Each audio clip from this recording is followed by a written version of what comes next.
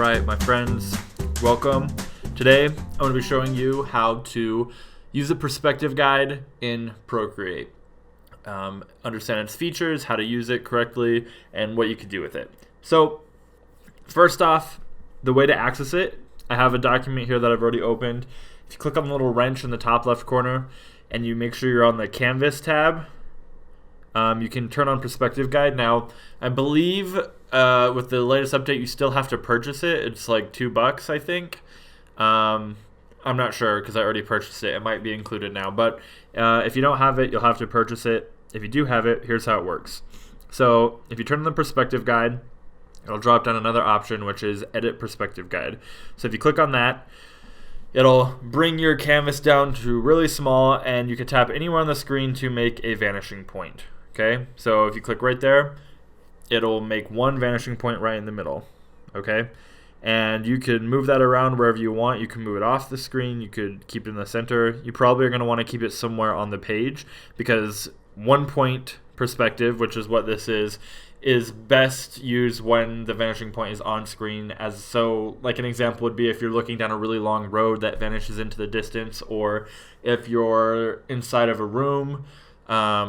A lot of those would be 1 point perspective. Okay, and then if you click on this little blue circle, you can turn this around so that you can change the angle of the perspective, or the horizon line. The horizon line is this straight blue line, the darker blue line that goes all the way across. So if you want to tilt it and give it a little bit more of a dramatic feel to your image, you could. Okay, so let's say that you want 2 point perspective, you want to add another one. All you have to do is tap on the screen and it will include another perspective point. And then you can drag each of those around individually and choose where you want them. It's not showing up very well because of the color of my background, so I'm just going to make the background a little bit darker so we can see it better. There we go. Okay, so the purple one you can move and change however you want. Now most of the time you're going to want your perspective lines to be pretty far off the page. If you have them really close like this, it's going to make a pretty extreme perspective that's not going to feel very natural. It's going to feel really forced and kind of weird. But if you want a more natural perspective, something that you might see in a photo, you're probably going to want to bring one or both of these pretty far off the screen. If you bring one off the screen really far and leave the other one close, it's going to be a really sharp 3/4 angle where either the front or the side is facing you a lot more than the other angle is.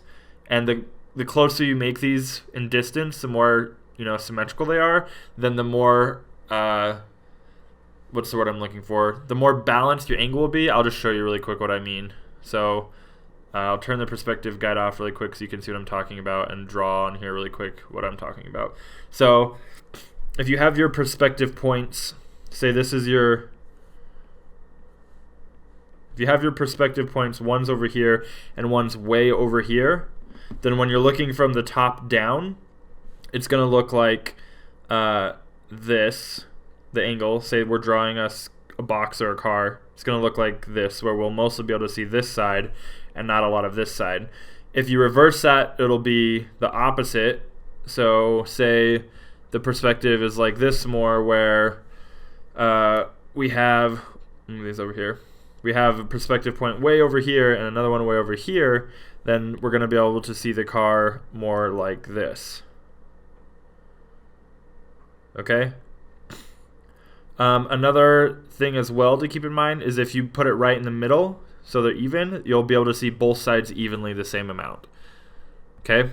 So I go back to our perspective guide, turn it back on. And then say we want to do 3 point perspective. And I'm pretty sure that's the most you can go up to, yeah. So once you get to 3 point, that's the max. And this you would use for doing something that was going to either be really tall, or you really wanted to portray a really tall or short distance depending on the perspective that you're looking at. So if you wanted to make it look like you were looking up at something, you could put the perspective point up here. And once again, the closer you put it towards the screen, the more extreme that perspective is going to be. And I'll just show you really quick. If we come off of here and I create a new layer and we draw on it with this perspective, say we're drawing a skyscraper and it's down here like this,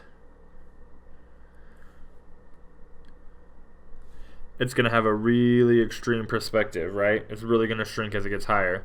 But if I change it and make it really high up here, it's not going to be nearly as extreme as before. It's going to feel much more natural. It's not so forced.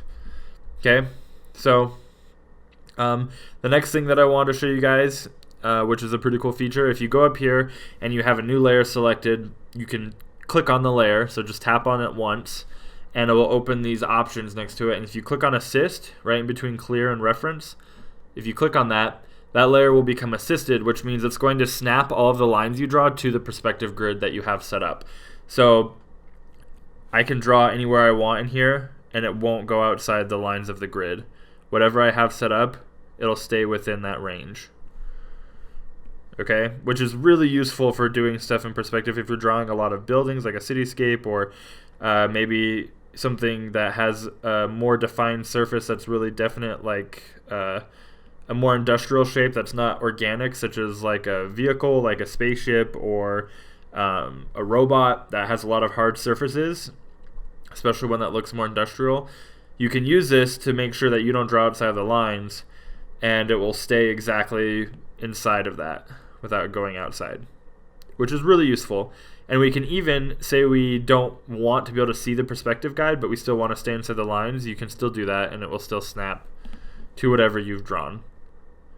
So it's a really useful tool. Hopefully that helps you guys get a little bit better understanding of how to use a perspective grid. I just wanted to also let you guys know that today is the last day for my sale on my course, the Ultimate Creature Design course. And right now it's on sale for $15 instead of the usual $100. It just barely launched this week, and it's gotten a lot of positive feedback from the people who have started taking it. It's a really great opportunity. You get 9.5 hours of content, a lot of downloadable stuff that you can use, JPEGs and Photoshop documents.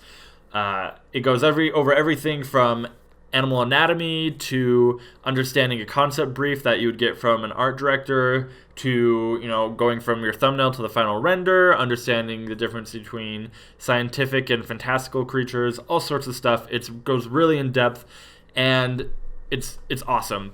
Plus, if you really don't like it, if you take it and you're like, man, this is not as great as he said it was, there's a 100% money back guarantee, and go ahead, refund it. I won't feel bad at all. And then also, another part that I haven't been mentioning is that people who join the course or who are one of my students get access to a students only Facebook group where I give people feedback on their paintings, and everyone can kind of share what they've been working on. It's a really great group, and it's really motivating to have people keeping you accountable and giving you feedback, and it's just a great community. So if that sounds like something you're interested in, be sure to check out the course. I'll post a link in the description. Once again, it's $15, and today is the last day to get it for that price. My other course as well, my first one on digital cell shading, I'm also throwing that one up there for $15 till today, till the end of today. So if you haven't gotten it yet, I really recommend checking it out. And like I said, if you don't like it, just get your money back. So anyways, thanks guys. Thanks for all of your support. Hopefully this was helpful for you, and have a great rest of your day.